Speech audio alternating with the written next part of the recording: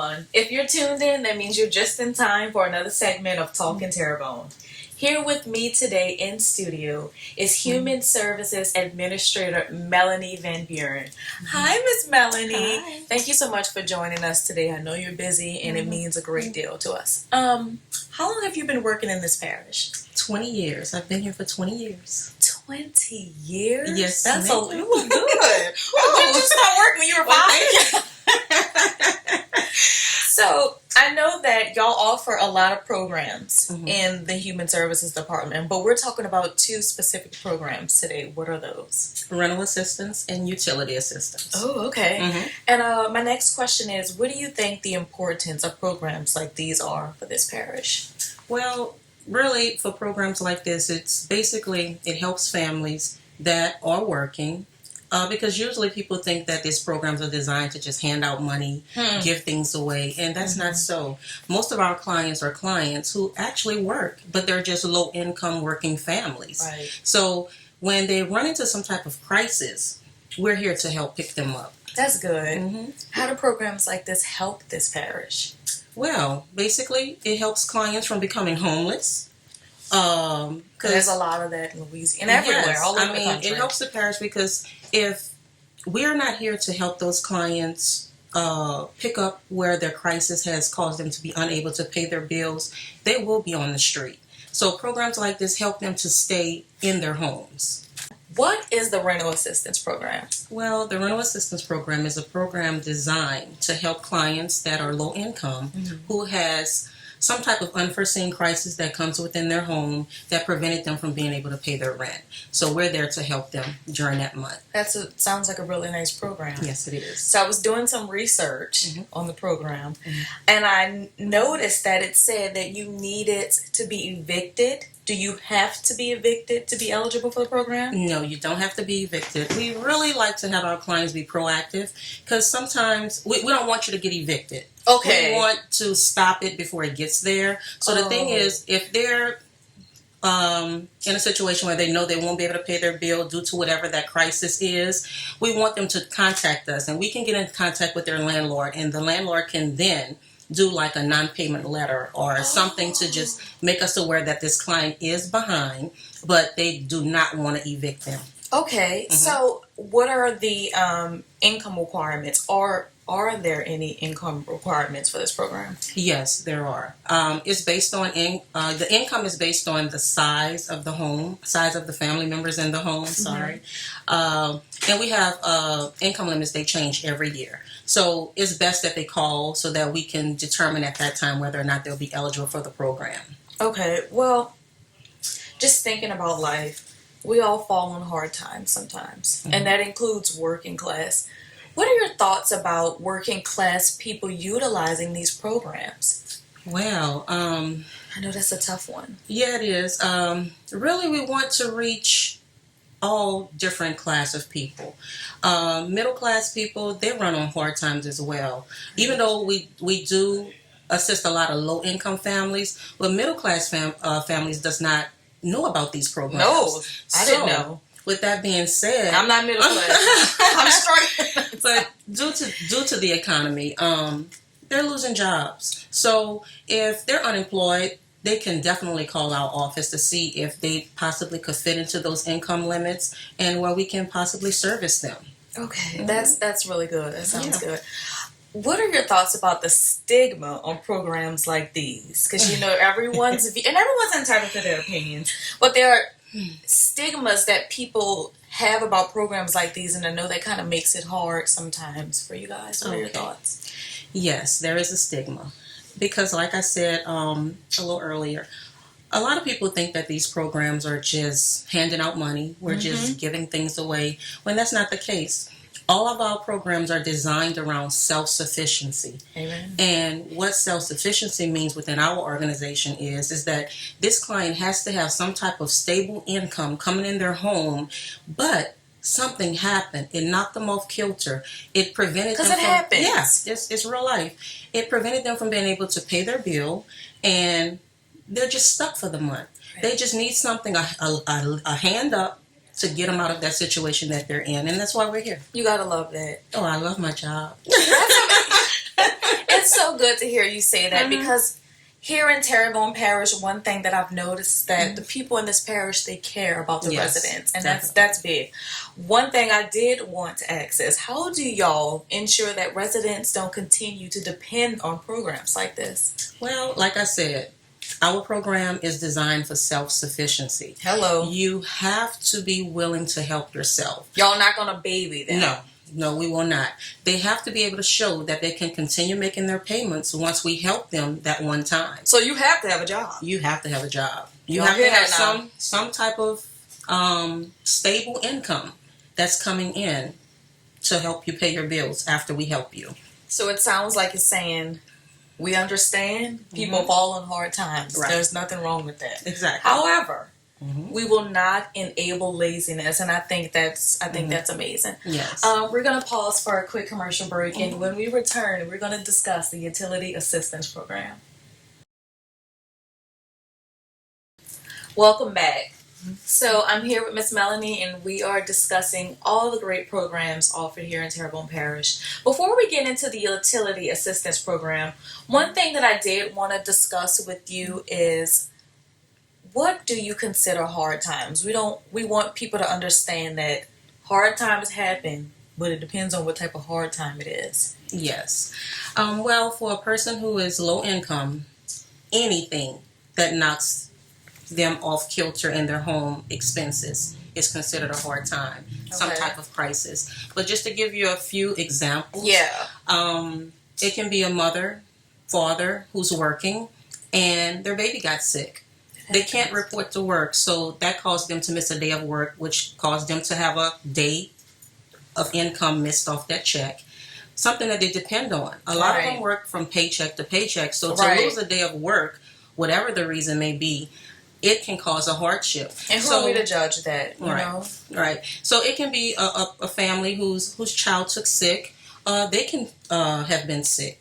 Appliances in the home, the refrigerator broke out, air conditioner, transportation, their car broke down, and that's their main transportation to get to work. Laid off. So it depends. It's case by case, and that's why we ask them to give us a call so that then we can walk them through how we can help them. I mean, imagine how it must feel to residents to know that this program is available and y'all are there to help. That's amazing. Yes. Well, let's discuss this heat. I mean, we are in July and these temperatures are rising every day. And with that, utility bills are rising with it. Yes. How do you think this is causing issues with people paying their utility bills, this heat? Wow, yes, because the bills are going up higher and higher. Again, it affects the household. It affects the income that they normally wouldn't be paying because the bill being so high, they have to now use that money that they would have bought food or medication. They have to pay that bill now. So that's why we're here to help offset that for them. That's great. What is the Utility Assistance Program? Okay, the Utility Assistance Program is a program designed to do just that, to help these clients during the winter months and the summer months when their bills are the highest. Oh, so it's not just for summer? Not just for summer, for winter as well. Basically, for as long as we have funding, which the funding, we get it once a year, but sometimes it lasts. It lasts a while where we're able to assist summer and winter. Okay. How does eligibility requirements work for the utility program? Eligibility, you just have to be a Terrebonne Parish resident, and you have to be income eligible as well. Did y'all hear that? If you are a Terrebonne Parish resident, you are eligible for the Utility Assistance Program. Is there any particular documentation they need to be able to get this program? Oh, yes. There's several things they need to provide for an appointment. One of the things, they need to have copies of all information that we request. Because normally we don't do our applications in the office. We're out in the field. We're out reaching the community. We do a lot of outreach. We want to go where they are so that they don't have to travel to us. So wherever we are in the community, they have to provide those copies. And so some of the documents they need to bring with them is Social Security cards for everyone in the home. Proof of employment. Driver's license, utility bill. What if you don't have your license? Oh. I know they come up. I know working in this department, you hear. Yes, we hear a lot of stories. But the thing is, if they don't have their license, we can't assist them. Those are mandatory items that they must have for audits. So if y'all are listening, just saving y'all a trip. If you know you don't have your license or your ID, get out there, find a way to get it so you can get this assistance that you need. Yes. Okay, so residents who not only live in this parish, but work in this parish. Yes. There's a misconception that if you work in this parish, you cannot apply for these programs. Please set that straight for us here today. I've heard that before. People who works for Terrebonne Parish Consolidated Government, they have the misconception that they are unable to apply, and that's incorrect. They can apply. As long as you're income eligible and you are a resident of Terrebonne Parish Government, you're eligible to apply. So it doesn't matter that you actually work for the government. Which goes back to what we were discussing about working class. Yes.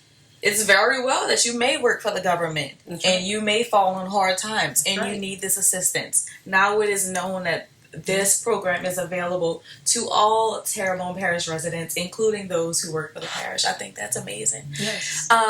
How many times can you apply for this program? Again and again and again? Or y'all say, hold up now, just one time? Well, for the utility assistance program, you can apply twice a year. Because like I said, we do have funding that usually lasts summer and winter. Okay. So they can utilize the services during those months. So you give them a little leeway to say, okay. Yes, but it's every 6 months. So basically, every 6 months, as long as funding is available. Okay. I know we talked about this, but I just want to touch bases on it because I know there's a reason why y'all don't allow people to apply online, and I wanted to know what that reason is. Okay. The reason we don't take applications online is because a lot of the information we need, you have to bring that in. We have our case managers where they have to input everything into the computer system. So doing it online won't help us because there's too much information you have to turn in for us to collect from you. So doing it online is not a help for us at all, and for them either, because they still have to come in. You still have to sign your application. Right. You still have to bring in all those pertinent information. So really. And I'd like to think if you needed this type of assistance, you wouldn't mind. Like, if you need the help, get out of your bed, come get what you need. Yes. And it just shows that y'all care. Y'all want to see these people. You want to see the faces of the people that you're helping. I think that's amazing. This just about concludes this interview. I genuinely hope everyone was informed. Everyone has all the information they need to know about these programs. Miss Melanie, could you quickly let our viewers at home know what is the website or phone numbers they could use to get more information about this program? Sure. They can call our office at 985-873-6817, or they can go on the web at tpcg.org and click under the subtitle Housing and Human Services.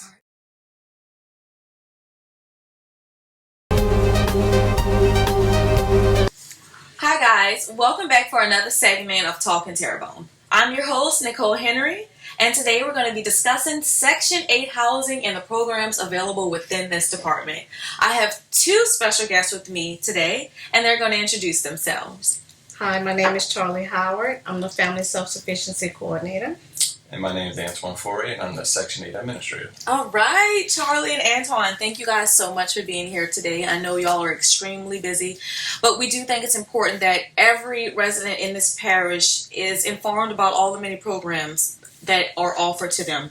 How long have you worked in this parish? How many years? I've worked for the parish for 10 years 10 now. years. And you? 5 years now. 5 years. So both of you have been working in the parish long enough to know how things run and operate and know how to handle programs such as these that we're going to be discussing today, and how to just make sure you accommodate to everyone that walks through your doors. So that's awesome. So what is the House Choice Voucher Program? Well, I'll take that one. Our Housing Choice Voucher Program is where we get a contract from HUD to assist so many units in a given year. Us here in Terrebonne Parish, we have approximately 522 vouchers that we can help out in the parish. 522? Yes, ma'am. That's a lot. Yes, ma'am. So based off of our budget, depends on how many that we can assist out of those 522. Okay. Because we have to consider the unit cost for each unit. Just because you have 522 doesn't necessarily mean you could do 522. depending on how much each unit costs per subsidy. So the higher that each subsidy costs per unit, the less of the 522 that we can actually assist at one given time. And right now we're assisting approximately about 402 of those. So that's more than half, which is good. Oh yeah, definitely. That's really good. We're actually at max capacity as far as lease ups with our actual contract amount that we can actually spend. So we're actually peaked out as far as that. Well, I'm sure your boss is happy with you then. Oh yeah, definitely. Yeah. So, and this question is for both of you. How do programs like this benefit the residents in this parish? Like, every day you get to help people find housing. How do you think that benefits them in the long run? I'll take this one too as well. Well, what it is, we have learned that throughout these hard times right now in the parish, especially down south. Oh yeah. Rent burden is a big thing. So for us, we have the luxury of helping those unfortunate, very low income families with that rent burden. You know, somebody on a very fixed income may be disabled, may not be disabled. Right. It's strictly they could spend X amount of dollars on rent, and that's what we're here to do, is help them spend that, stay within their budget, and still have a house to go to at the end of the day. That's amazing. What about you? Have anything to add to that? Yes, and I would like to say the wonderful thing about family self-sufficiency is that we assist those families to go to school if they would like to go to school. Really? Yes, work. They have to be on the program for at least 12 months to qualify. Wow. And then we can sign them up. So this is like y'all. This is like all around. Y'all make sure y'all cover each thing, anything that they need help with. Y'all make sure y'all get that done for them. Yes, ma'am. That's amazing. How long are these vouchers good for? Or how many times can a person apply? Actually, once you apply for the program, you're put on a waiting list. And then, like I was There's a talking, waiting list. yeah, definitely a waiting list. As per that contract Yeah. each year, and how many we can assist, we would draw names from our waiting list. Okay, so it's random. It's not random. Our waiting list in Terrebonne Parish is based off of preferences. Okay. And I could go into those real quick. Yeah. Our preferences is for like local residents. You would get a preference. You would get a preference for working. You would get a preference for a disability, not a specific one, just disability in general. Wait, so if I go in and apply, I can put down certain preferences like I'm a Terrebonne Parish resident, I have to use a wheelchair, and that's how y'all base what's available and what vouchers you can... Exactly. When we start to issue Oh. vouchers out, those people with the most preferences are going to get assisted first and get a voucher. Okay. Now, as far as the term of the voucher, it's good for the initially first 60 days. When we issue your voucher, it's good for 60 days, and you need to go out in the community, and you can find any unit that's available in Wow. Terrebonne Parish, or there's also portability where you can go outside the parish if you would like to. That's amazing. Well, we're going to pause for a quick commercial break, and as soon as we get back, we have more to discuss about the Section 8 housing program. Welcome back. If you're just tuning in, we're here discussing the Section 8 housing program. So grab some popcorn, take some notes. We're going to give you some great information about it. So tell me about the extension process. Like what classifies a person to be eligible or not for these vouchers? Well, when we initially issue somebody a voucher, it's for 60 days unless this person qualifies for a disability.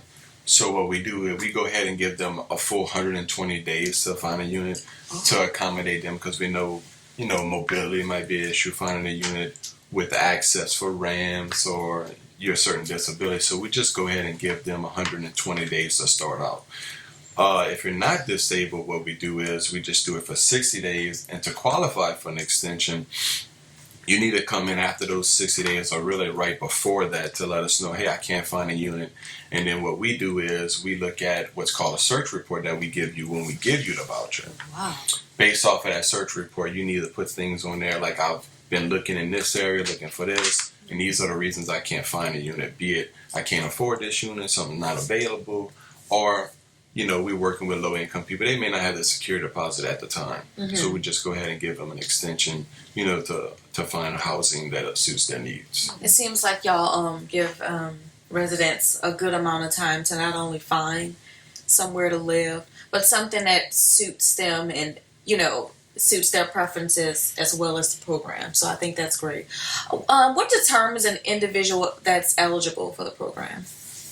Being eligible, first of all, you definitely have to be considered very low income based off of HUD's So it is definition. based on income. It's definitely based off of income, and it's based off of income in Terrebonne Parish. HUD issues income guidelines for each jurisdiction, Okay. so we have to go off of that. So you definitely just have to be below a certain threshold of income, and then you can apply for our waiting list and get on. There's a few other things that may get you not to qualify to get on the program. What are those? We need to know. So when we open up the waiting list to take these applications for these people, we have to look at various different things that goes on in an individual's background. So for instance, we have to have a background check. So when we're looking at that, we want to see past history of, how this person's going to be as a tenant.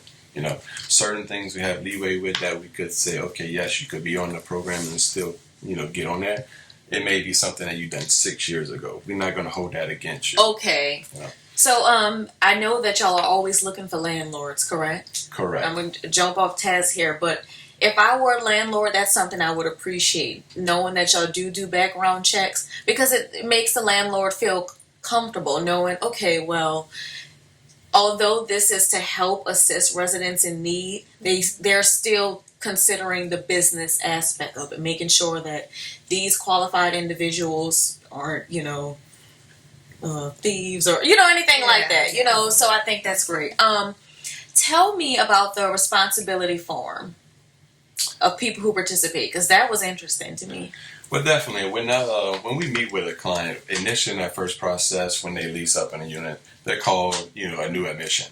Okay. Then in there, we do go over different various forms, and one of them is a tenant's responsibility It's like a form. contract. It's like a contract, and it's like, hey, you must do these to stay on the program, which, is something every landlord wants you to do anyway if you're in there. Correct.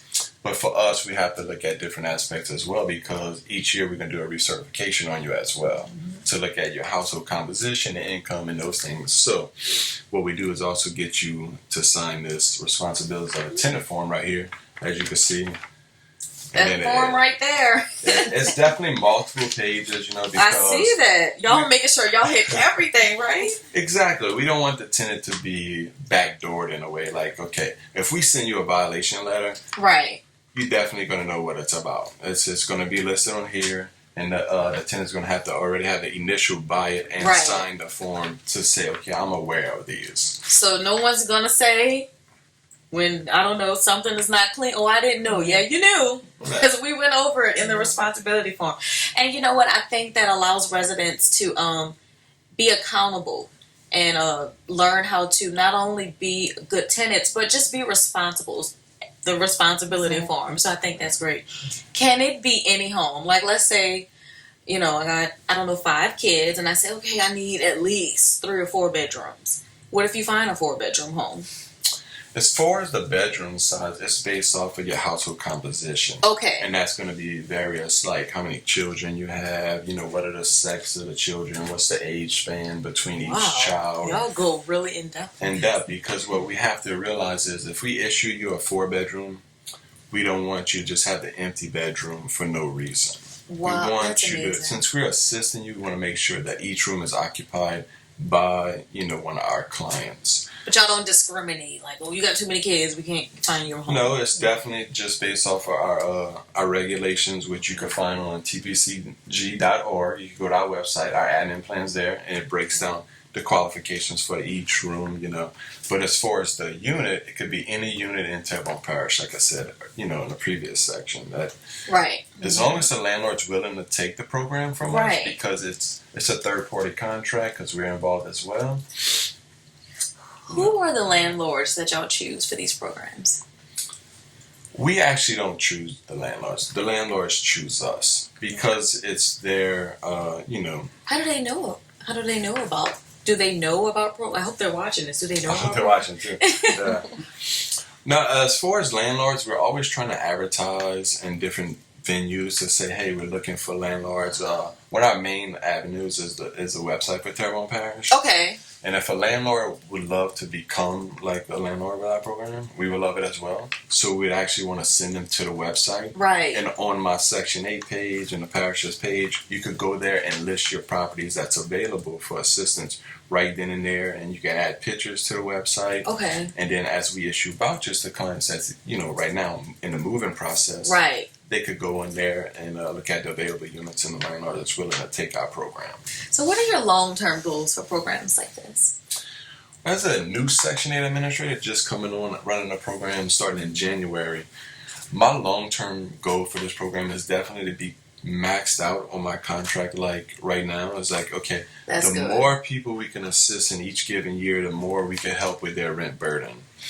But we don't want that rent burden or HCV to be like a crutch for the remaining period of their lifetime. Right. So we try to encourage everybody on our program to sign up for that family self-sufficiency program that Charile runs. That way they could get all the benefits of that program in this escrow account that could get built up. And I'll let Charlie talk about the family self-sufficiency in this Yeah, escrow tell me a account. little bit about that. Because self-sufficiency, that's really sticking out to me just because right there, it's a dead indication that y'all are allowing people to be held accountable and to be self-sufficient. So I want to know a little bit more about this. Yes, part of the goal of the Family Self-Sufficiency Program is to help our families set some goals. It's interim goals, long-term goals to work toward.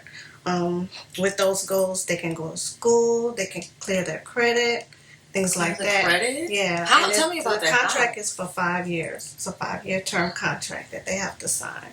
But that gives them some time to get themselves together. Yes. Because many people may not, if you're struggling, it may take longer than a year or a couple of months. It may, especially in terms of credit, that's a good amount of time to get people to get on their feet. Things happen in life. We all have gone through something. Working class people, they fall short. So I think that's awesome. Is there anything you guys would like to add before you leave us today? Well, actually, we just recently received an email from a HUD rep that's talking about a program that HUD Assisted Families and Homes has partnered up with Comcast. Okay. And what this program does is it allowed HUD homes to be assisted with the partnership with Comcast to get internet in the house for only $9.95 a month. $9.95 Right. for internet. For internet. Ooh, the kids are gonna love that. Yeah, the whole objective is to open up all the children to research that they need for school, our parents to do job searching and everything, and all the benefits. It's not just getting on Facebook. That's smart because these days you do need internet for everything. School projects, like you said, y'all want these candidates to be self-sufficient. So if they have internet, they can look for jobs. That's smart. I like that. Definitely. Right now, most employers just take online applications. It's not, you know what I mean? That is so They true. don't even paper anymore. So Wow. I'm definitely excited about this. And if anybody wants to know about the program, they could go to tpcg.org. We're going to have a link up where you could go in there. Just make sure, that you are a HUD assisted home. It could be public housing, HCV, anything like that. Just go there, click on the link, and you can apply, and they'll let you know if you qualify. And then you can start all the benefits of home Wi-Fi.